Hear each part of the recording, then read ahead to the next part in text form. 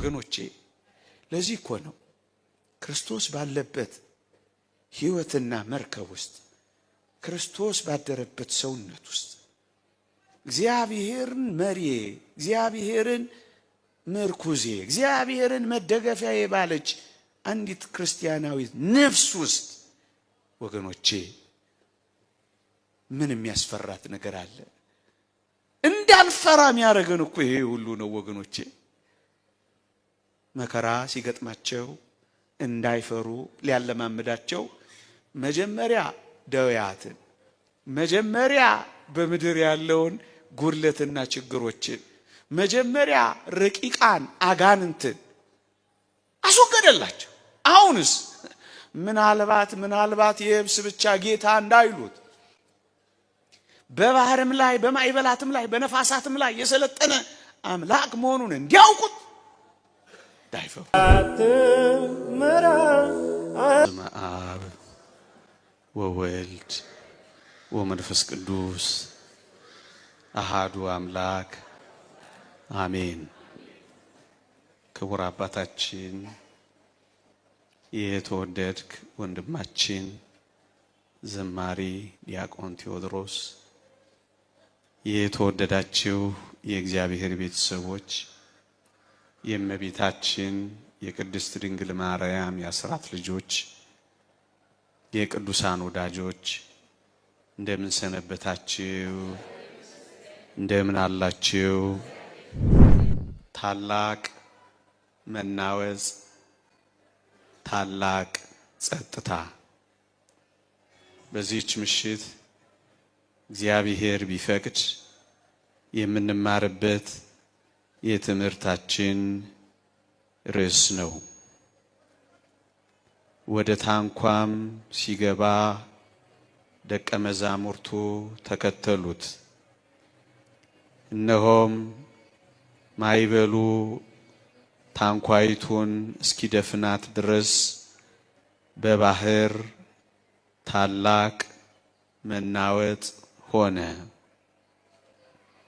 እርሱ ግን ተኝቶ ነበር። ደቀ መዛሙርቱም ቀርበው ጌታ ሆይ አድነን፣ ጠፋን እያሉ አስነሱት። እርሱም እናንተ እምነት የጎደላችሁ ስለምን ትፈራላችሁ አላቸው። ከዚህ በኋላ ተነስቶ ነፋሱንና ባህሩን ገሰጸ፣ ታላቅ ጸጥታም ሆነ። ስለ ቃሉ አምላካችን እግዚአብሔር የተመሰገነ ይሁን። ታላቅ መናወጽ፣ ታላቅ ጸጥታ።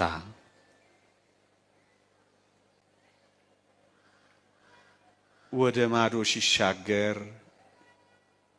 ወደ ባህሩ ሲገባ ደቀ መዛሙርቱም ተከተሉት ይላል። ከዚህ ምንባብ በፊት የማቴዎስ ወንጌል ምዕራፍ 8 ቁጥር 23 ነው አሁን ያነበብኩላችሁ።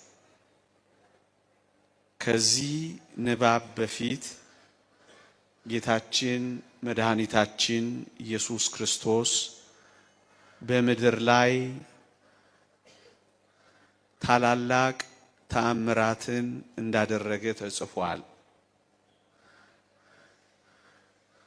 የጴጥሮስን አማት በንዳድ ታማ አግኝቷት ፈውሷታል። በመሸም ጊዜ ደግሞ አጋንንት ያደሩባቸውን ብዙዎች ወደ እርሱ አምጥተው ፈውሷቸዋል።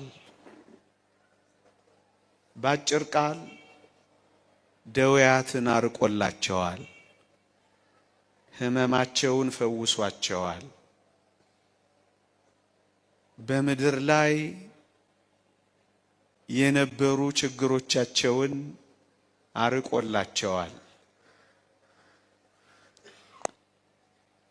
በምድር ላይ የሚያቅተው ነገር እንደሌለ የምድር ፈጣሪ ባጋንንትም ላይ ኃይል ያለው ታምራት ሰሪ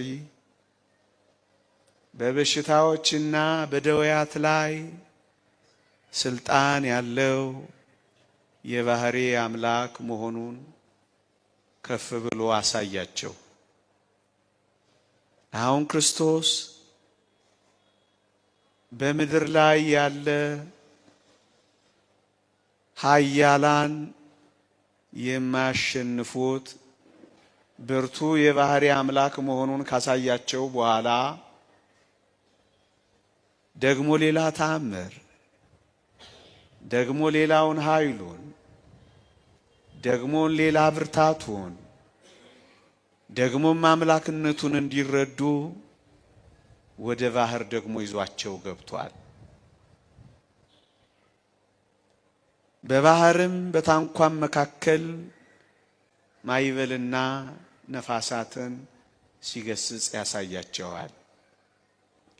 እሱ የየብሱ አምላክ ብቻ ሳይሆን የባህሩም ጌታ መሆኑን ይገልጽላቸዋል።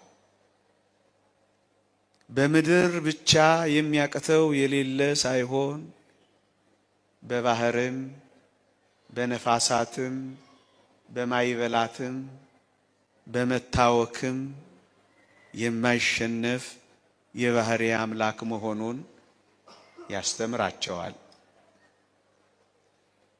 የየብስ ብቻ ሳይሆን የባህሩም ጌታ፣ የደዌያት ብቻ ሳይሆን የማዕበላትም ገዢ መሆኑን ያስተምራቸዋል። ለዚህ ነው ወደ ባህር ማዶ ወደ ታንኳ ይዟቸው የገባው። የተወደዳችሁ ክርስቲያኖች፣ ከክርስቶስ ጋር ወደ ታንኳው የሚገቡ ክርስቲያኖች በማዕበልና በነውጥ ውስጥ የሚደረግ የባህር ላይ ጉዞ መሆኑን ይረዳሉ። ወገኖቼ፣ የጸጥታ ጉዞ አይደለም ክርስትና። የክርስትና ጸጥታ በምድር ላይ አይደለም። የክርስትና ጸጥታ በምትመጣው ዓለም ነው።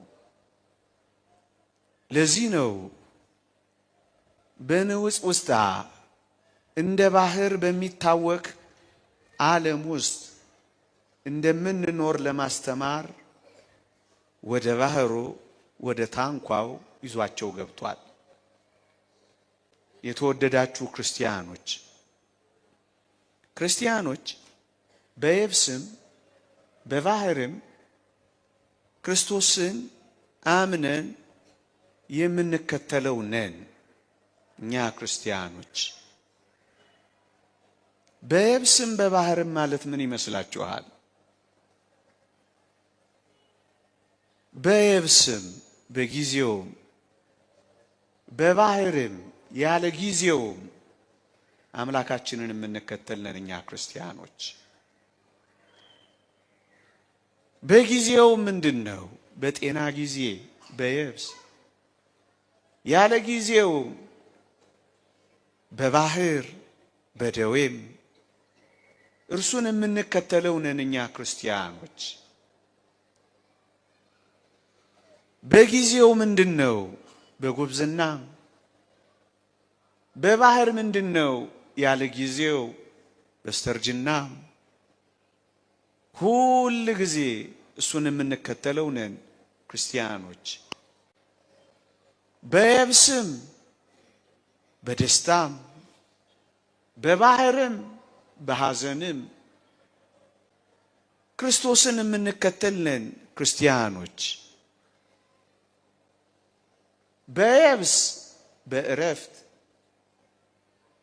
በባህር በመከራ ክርስቶስን የማንለይ ነን ክርስቲያኖች። በየብስ በማግኘት፣ በባህር በመታወቅ በማጣት፣ በየብስ በባለጸግነት፣ በባህር ንዑስ ውስጣ በድህነት ክርስቶስን የምንከተልን ክርስቲያኖች። ለዚህ ነው በየብስም በባህርም ክርስቶስ ሥራ ሲሰራ የምናየው ወገኖቼ። ክርስቲያን ማለት እንደዚህ ነው። በየብስም በባህርም አምላኩን የሚከተል ነው ክርስቲያን የሚባለው ወገኖቼ። ክርስቲያን ያለ ችግር መሄድ እንደሌለ የሚረዳ ነው እውነተኛ ክርስቲያን የሚባለው ወገኖቼ። ምን ማለት ነው እሱ? ማይበል እንደሚነሳበት፣ ንዑስ ውስጣ እንዳለበት፣ ታላቅ መናወጥ እንደሚነሳበት የሚያምንና የሚረዳ ነው ክርስቲያን የሚባለው ወገኖቼ። ለዚህ ነው ከክርስቶስ ጋር ወደ ታንኳ ሊገቡ ያልፈለጉ የብሱን ብቻ የተከተሉ ብዙዎች የነበሩት። ለዚህ ነው ወገኖቼ በየብስ የሚኖሩ አሉ፣ ወይም የብሱን ብቻ ክርስቶስን የሚከተሉ። እነዚህ እነማን ናቸው ካላችሁኝ፣ የብሱን የሚከተሉት ችግር መጋፈጥ የማይፈልጉ ናቸው ወገኖቼ። ችግር አይንካኝ ባዮች፣ መከራ አይንካኝ ባዮች፣ ጉድለት አያገኘኝ ባዮች፣ ሁሉ ነገር ጸጥታ እንዲሆን የሚፈልጉ እነዚህ የብሱን ብቻ መኖር የሚፈልጉ ናቸው። አብረው ወደ ባህሩ ወደ ታንኳው መሳፈር የማይፈልጉ፣ ከችግር ነፃ የሆነ ክርስትና መኖር የሚፈልጉ፣ መታመም የማይፈልጉ፣ መቸገር የማይፈልጉ፣ ንዑስ ውስጣ የማይፈልጉ፣ ማይበል እንዲኖር የማይፈልጉ እነዚህ የብሱን መሄድ የሚፈልጉ ናቸው። ችግር አይንካኝ ባዮች። ለዚህ ነው ወገኖቼ አብረው ወደ ባህሩ አብረው ወደ ታንኳው መግባት የማይፈልጉት። ከክርስቶስ ጋር ችግሩ ላይ ከመቆየት ይልቅ ችግሩን ለመፍታት የብስ ላይ ምንም ነገር ቢያደርጉ ደስ የሚላቸው፣ ጠንቋይ ቤት ቢሄዱ ደስ የሚላቸው፣ የትኛውንም የእግዚአብሔርን ሕግጋት ጥሰው የየብስን ኑሮ ያለ መከራ ማሳለፍ የሚፈልጉ እነዚህ ከክርስቶስ ጋር ወደ ማዶ ለመሻገር የማይፈልጉ ናቸው። ወደ ማዶ ከክርስቶስ ጋር ወደ ባህሩ አብረው የሚገቡት ምንድናቸው ካላችሁኝ፣ እነዚህ በመከራም በችግርም በማጣትም በጤና ጉድለትም የትኛውም አይነት መከራ በሕይወታቸው ቢደርስ መከራቸውን ከአምላካቸው የማያስበልጡት ናቸው። መከራቸውን እንዲያቀልላቸው አይደለም ከሱ ጋር የሚኖሩት። በመከራም ውስጥ ቢሆን የሚከተሉት ገብተው ወደ ንዑስ ውስጣው ገብተው ወደ ችግሩ ገብተው አብረውት የሚሻገሩ ናቸው። የማይተዉት፣ የማይከዱት፣ የማይጥሉት፣ ጀርባ የማይሰጡት፣ ወደ ታንኳ ሲገባ አብረውት የሚከተሉት እነዚህ ናቸው። የብስ የሚባሉት እነማን ናቸው? ድካምና ጭንቀት የማይፈልጉት፣ ብዙ መጸለይ የማይፈልጉት፣ ብዙ በመጾም መድከም የማይፈልጉት፣ ብዙ በመትጋት መኖር የማይፈልጉት እነዚህ የብሱን መሄድ የሚፈልጉ ናቸው። ጭንቀት የሚያመጣ ክርስትናን የማይፈልጉ፣ ምን አጨናነቀኝ የሚሉ እነዚህ የብሱን የሚከተሉት ጭንቀት እስከሌለባቸው ድረስ ጥቂት ጫፋቸውን የሚነካ ነገር ሲቀጥማቸው ወደ ታንኳው ወደ ማዶ አብረው መሻገር የማይፈልጉት ናቸው። እነዚህ የብሱን የሚሄዱ ናቸው ወገኖቼ። ወደ ባህርስ አብረውት የሚገቡት ወደ ማዶስ አብረው የሚሻገሩት ወደ ታንኳ ውስጥ አብረውት የሚዘልቁት ካላችሁኝ እነዚህ አምላካቸው ወደ ሄደበት ሁሉ ለመሄድ ፈቃደኞች የሆኑ ናቸው ወገኖቼ። እርሱ እንዲመራቸው እንጂ እነሱ እንዲመሩት የማይፈልጉ ናቸው። ባሪያው ሊሆኑ የፈቀዱ እንጂ ጌታ ለመሆን የማይፈልጉ ናቸው። እነዚህ ባህሩን የሚሄዱት የተወደዳችሁ ክርስቲያኖች ፈቃድ ይሁን የሚሉ ናቸው እንጂ ፈቃዴን ካልፈጸምክ ብለው የማይጨቀጭቁት ናቸው። እነዚህ ወዴት የሚሄዱት? ወደ ባህር አብረው የሚገቡት ወገኖቼ። ክርስትና አሁን በመግቢያዬ እንዳልኳችሁ የጸጥታ ኑሮ ብቻ አይደለም ወገኖቼ፣ የባህር ላይም ጉዞ ነው ወገኖቼ። እነዚህ የብሱን አብረውት የሚሄዱ ዳግመኛ ምንድናቸው ካላችሁኝ ራሳቸውን ለክርስትናው የሚያመቻቹ ሳይሆን ክርስትናውን ለራሳችን የምናመቻች እነዚህ የብሱን መሄድ የሚፈልጉ ናቸው። ክርስትናው እንደሚለን ሳይሆን ክርስትናውን ለራሳችን የምናመቻች ስንሆን ያኔ የብሱን ተጓዦች እንሆናለን። ወደ ባህሩ ወደ ታንኳው ወደ ማዶ አብረው የሚሻገሩት እነማን ናቸው ካላችሁኝ በቅዱስ ዮሐንስ ራእይ ምዕራፍ 14 ላይ እንደተጻፈው በጉ ወደሚሄድበት የሚከተሉ እነሱ ናቸው። ወደ መከራ ካስገባቸው መከራቸውን በደስታ የሚቀበሉ፣ ምክንያቱም በጉ ወደ ገባበት ይገባሉና ወገኖቼ፣ በጉ ወደ ሄደበት ይሄዳሉና ወገኖቼ። እሱ ወደ ሄደበት ብቻ የሚሄዱ የብሱን የሚሄዱት እነማን ናቸው? ምንም አይነት ዋጋ መክፈል የማይፈልጉ፣ ትንሽ ርቀት አብረውት መጓዝ የማይፈልጉ፣ ትንሽም ዋጋ መክፈል የማይፈልጉ፣ ሁሉን ነገር እዚያው አጠገባቸው እንዲመጣ የሚፈልጉ፣ ሲጠይቁ ቶሎ ማግኘት የሚፈልጉ፣ ሲንኳኳ ቶሎ እንዲከፈት የሚፈልጉ፣ ሲጣሩ ቶሎ እንዲሰሙ የሚፈልጉ፣ ድርሻቸውን የማይወጡ የጠየቁትን ሁሉ እንደ ሎሌ እግዚአብሔር አቅራቢ እንዲሆንላቸው የሚፈልጉ እነዚህ የብሱን የሚሄዱ ናቸው። ባህር ላይ ወደ ማዶ አብረውት የሚሻገሩ እስካላችሁኝ መከራ እንደማይቀርላቸው የሚያምኑ ክርስቲያኖች ናቸው። የክርስትና አንዱ መገለጫ መከራ አለባችሁ የሚለውን ቃል የሚያምኑና የሚረዱ ናቸው ወገኖቼ። ለዚህ ነው የብሱን ተከተሉትና ብዙዎቹ ግን ወደ ማዶ ከእርሱ ጋር ሊሄዱ ስላልፈለጉ ደቀ መዛሙርቱ ብቻ ተከተሉት።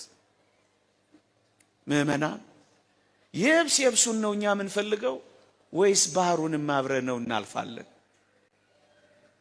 በምናጣው ነገር ምክንያት እግዚአብሔርን እናጣዋለን። የሆነ ነገር ስለጎደለን እግዚአብሔርን እናጎርለዋለን። ጫፋችን እስካልተነካ ድረስ ነው እግዚአብሔርን የምንከተለው። በክርስትናችን ምክንያት የትኛውንም መከራ ለመቃበል ፈቃደኞች ነን።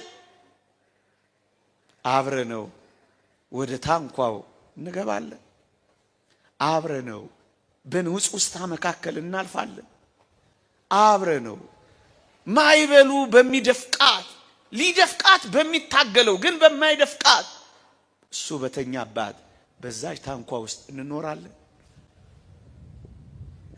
ከነ መከራዋ ከነ ጉርልቷ ለጊዜው ከሚመጣባት ከየትኛው መከራ ጋር አብረን እንጓዛለን ነው ወይስ ታንኳን ቀይራለን? ብዙዎች በተለያየ የህይወት ገጠመኞችና እግዚአብሔር በህይወታቸው ባደረገው ይራሉ ወገኖቼ። ክርስቶስ ያሉ ወገኖቼ እንደ ታንኳዎች ክርስቶስ ማይበልና ነፋሳት ቂት ማይበል በመሰቀቅ ህይወት ውስጥ ይዘፈቃሉ። እንደሌለ ለመቁጠር በአስገራሚ ሱሶች ውስጥ ይዋኛሉ። ለነሱ የጸጥታ ህይወት መስሎ ይታያቸዋል።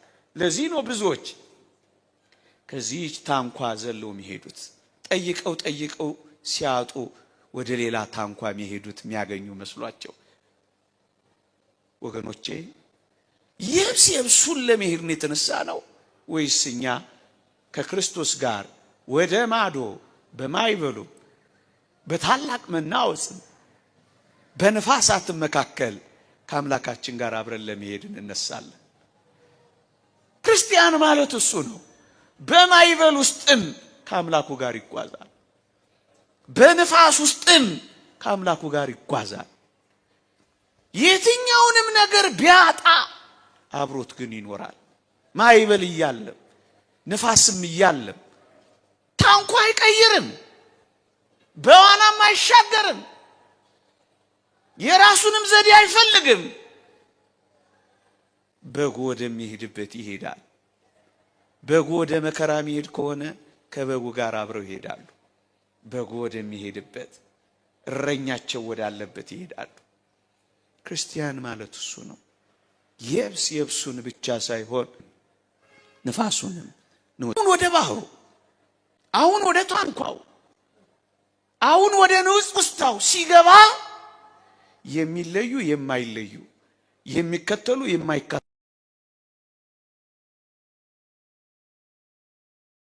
እናምነዋለን አናምነው። እምናምነው ጫፋችን እስኪነካ ድረስ ነው ወይስ ጫፋችን ቢነካም እናመልከዋለን? ይሄንን ማረጋገጥ ይፈልጋል። በትክክል ይከተሉኛል ወይስ አይከተሉኝም? ወደ ማይበሉ ይዞ ሊወጣ ይችላል። ወደ ፈተናው ይዞ ሊወጣ ይችላል።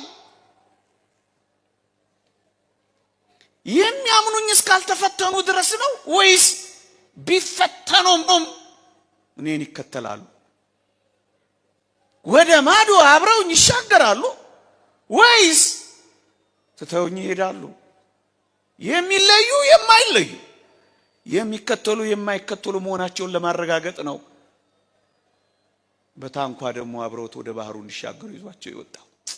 ወገኖቼ በእውነትኛም የማንለይ መሆናችን እኮ የሚረጋገጠው እንዲህ ባሉ የማይበል የነፋሳት የንውጽ ውስጣ ቢታመሙ ይከተሉኛል፣ ቢያጡ ያመልኩኛል። ምን ያህሎቻችን አብረነው እንከተለዋለን? ፈተናውን ቢኖር አብረነው እንከተላለን። ችግሩን ቢኖር በየትኛውም የሚያናውጹ ሁከት ባለበት ሁኔታ ውስጥ በአምላካችን እንጸናለን። እሱን ነው ሊያሳያቸው የወደደው።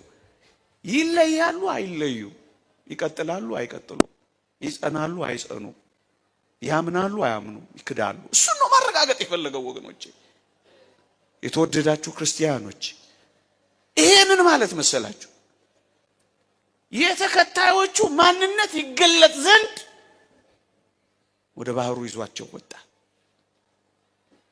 የኛ ማንነት እኮ መገለጥ አለበት። በጸጥታ ጊዜማ አምላኪው እኮ ብዙ ነው። ሁሉ ጻድቅ በጊዜ ርቱ፣ በመልካም ጊዜማ እኮ ሁሉም ጻድቅ ነው። በመልካም ጊዜማ እኮ ሁሉም አምላኪ ነው። በበጎ ሁኔታዎችማ ሁሉም ተገዢ ነው። ክርስቲያን የሆነው ግን እነዚህ ጊዜያት ባይኖሩም ነው። ማንነታችን የሚገለጠው እኮ በፈተናዎችና በመከራዎች እኮ መካከል ነው ወገኖቼ። ታዲያ ክርስቲያን ከሆን ከዚህ ውጪ ህይወት አለን ወገኖቼ? የግድ እሱ አምላክ ነው ለመባል እኛ ከፈተና መራቅ የለብንም ወገኖቼ። በእኛ ውስጥ ያለው የእምነት እውነት የሚገለጠው በፈተናዎች መካከል ነው። የተወደዳችሁ ክርስቲያኖች የተማሪዎች እውነት የሚገለጠው በፈተናዎች እንደሆነ ሁሉ የክርስቲያኖችም እውነት የሚገለጠው እንዲህ ባሉ የማዕበላት የነፋሳት የንውጽ ውስጣ የፈተና ህይወት ነው ወገኖቼ። ማንነታችንን የሚገልጠው እሱ ነው። አንድ ሊቅ እንዳለው ወይም መጽሐፍ ቅዱስ እንዳለው እንዲህ ይላል፣ በዚህም እጅግ ደስ ይላችኋል። ነገር ግን በእሳት ምንም ቢፈተን ከሚጠፋ ወርቅ ይልቅ አብልጦ የሚከብር የተፈተነ እምነታችሁ ይላል። አያችሁ፣ ለምን ወደ ባህሩ ማዶ ይዟቸው ወጣ? የተፈተነ እምነት እንዲኖራቸው ነው ወገኖቼ። የተፈተነ እምነት ያለው ሰው ነው በፈተናዎች መካከል ከክርስቶስ ጋር የሚኖር። ያልተፈተነ እምነትማ ገለባ ነው። በድህነትም ሲያመልኩት፣ በብዙ የጤና መታወክም ሲከተሉት፣ በተፈተነ እምነት የሚኖሩ ክርስቲያኖች እንዲሆኑለት ነው ወገኖች። የተፈተነ እምነታችሁ ኢየሱስ ክርስቶስ ሲገለጥ ለምስጋናና ለክብር ለውዳሴ የሚገኝ ዘንድ አሁን ለጥቂት ጊዜ ቢያስፈልግ በልዩ ልዩ ፈተና አዝናችኋል ይላል። ለክብርና ለምስጋና ለውዳሴም የሚያበቃ ጥቂት ፈተና ወደ ባህሩ ማዶ በመሻገር ይገኛል። ለዚያ ነው ይዟቸው የወጣው የተፈተነ እምነት እንዲኖራቸው። ምእመናን፣ በሕይወታችን የሚገጥሙን የትኞቹም ፈተናዎች አምላካችን እስካለ ድረስ አይደፍቁንም። እሱ ነው ተስፋችን እኮ ወገኖቼ። እቺን ታንኳ ተመልከቷት። ማዕበል ተነስቶባታል፣ ነውጥ ውስጥ ገጥሟታል። እስኪ ደፍናት ድረስ ውሃው በላይዋ ላይ ዘሏል፣ ግን አልደፈቃት። ፈተና አይመጣም ብለን አንነግራችሁም። ፈተናው ግን አምላካችሁን አያሸንፍም ብለን ግን እንነግራችኋለን። መከራ አይመጣባችሁም ብለን ግን አንነግራችሁም። መከራውን ያሸነፈ ጌታችን ግን አብሯችሁ ነው ብለን ግን እናበስራችኋለን። እስኪ ደፍናትና እስኪ ደፍቃ ድረስ አይታገላትም ግን አንላችሁም። እቺ ክርስቶስ ያለባት ታንኳ እኮ ቤተ ክርስቲያን ናት። አዎ እስክትሰበር ድረስ ልትደርስ ትችላለች። እዛ የሉቃስ ወንጌል ምዕራፍ 5 ላይ ያለችው ታንኳ ክርስቶስ ያለባት ልትሰበር ቀርባ ነበር ይላል። እቺ በዚህ ዘመን ያለችውን ቤተ ክርስቲያንን አትመስልም። ልትሰበር የቀረበች አትመስልም። በዚህ ዘመን ትመስላለች እኮ። ካንዱ ፈተና ወደ አንዱ ፈተና፣ ካንዱ ማዕበል ወደ አንዱ ማዕበል፣ ካንዱ ንውጽ ውስጥ ወደ አንዱ ንውጽ ውስጥ አንዱን አለፍን ስንል ሌላ እስክትሰበር ድረስ ብዙ መለያየት ሊደርስባት ይችላል። ተሰበረች የሚል ግን አታገኙም ወገኖቼ። ለምን? የማይሰበር አምላክ ነው መሪዋ። ለዚህ ነው እኮ ማንሻገረው። ክርስቶስ ካለበት ታንኳ ሌላ ምን ሌላ ታንኳ ሊያስደስተን ይችላል ወገኖቼ? ጸጥ ያሉ ታንኳዎች ሊኖሩ ይችላሉ፣ ግን ክርስቶስ የለባቸው። የተወደዳችሁ ክርስቲያኖች፣ የተፈተነ እምነታችሁ የሚለው ይሄንን ነው። አያችሁ፣ አንዳንዴ በሕይወታችን ብዙ ፈተናዎች የሚያልፉት የተፈተነ እምነታችን እንዲገለጥ ነው። ማንነታችን እንዲወጣ፣ ለክብርና ለምስጋና ለውዳሴም እንድንበቃ ቢያስፈልግ በልዩ ልዩ ፈተና ትፈተናላችሁ ይላል። እንዲደፍቀን ግን አይደለም፣ በፍጹም አይደለም። በፍጹም ክርስቲያን ሆኖ የተደፈቀ አይታችኋል? በፍጹም የጸና አይታችኋል? በፍጹም አልተደፈቀም፣ በፍጹም አልጠፋም፣ በፍጹም አልሰጠምም። የሌለ እስኪመስል ድረስ አልተጣለም። እሱን አይተናል። ይሄው ሲደፈቅ መቻያችሁ። ንጽህናችሁን በርኩሰት እስኪደፍቀው ድረስ ታገላችሁ ይሆናል፣ ግን ታሸንፋላችሁ። ምክንያቱም ከንጹህ አምላካችሁ ጋር ወጣችኋል። ታላቅ መናወጽ ይሆናል። ማሰብ እስኪያቅት ድረስ በብርቱ ይፈተናል። የፈተና ሐዘን፣ ደስታ፣ ኋላ ምስጋናና ውዳሴ ይከተላል። ወደ ማዶ ወደ ታንኳ አብረውት እንዲሻገሩ ለምን አደረገ ካላችሁኝ፣ ማንነታቸው ይገለጽ ዘንድ። እሱ ማንነታቸው ምንድነው? የተፈተነ እምነታቸው ወገኖች። ታዲያ ሳንፈተን የተፈተነ እምነት ሳይኖረን የክብርና የምስጋና የውዳሴም ጎርፍ በሰማይ ሊጎርፍልን ይችላል? ክርስቲያኖች የለም እኮ። ለዚህ ይሄንን ማመን እኮ አለብን። ይሄን መቀበል እኮ አለብን። ታዲያ ክርስቲያን መሆናችን በምን ይታወቃል? የጌታችን ተከታዮች መሆናችን እኮ የሚገለጠው በየብሱ ብቻ ሳይሆን በባህሩም ጭምር፣ በብዙ ሐዘኖች፣ ልብ በሚሰብሩ አደጋዎች፣ በብዙ ጤና ማጣቶች፣ በብዙ ውዶቻችሁን መለየቶች፣ ይህ ነው ሊባል በማይችል መከራዎች መካከል አብረነው ከተከተልነው ሳንደፈቅ እንወጣለን ወገኖች። ይህ የተስፋችን መልእክት፣ ይህ አፋችንን ሞልተን ደረታችንን ነፍተን ምን መሰክርለት እውነት ነው። ከእርሱ ጋር ሆኖ የተደፈቀ አላየንም። ከእርሱ ጋር ሆኖ የሰጠም አላየንም። ከእርሱ ጋር ሆኖ የጠፋ አላየንም። አይተነው ነበር፣ ጠፋ የተባለ አልሰማንም። ምእመናን፣ እሱ ከሌለባት ታንኳ ይልቅ እሱ ያለባት ንውጽ ውስጥ ያለባት ታንኳ እንዴት ረፍት አለባት መሰላችሁ?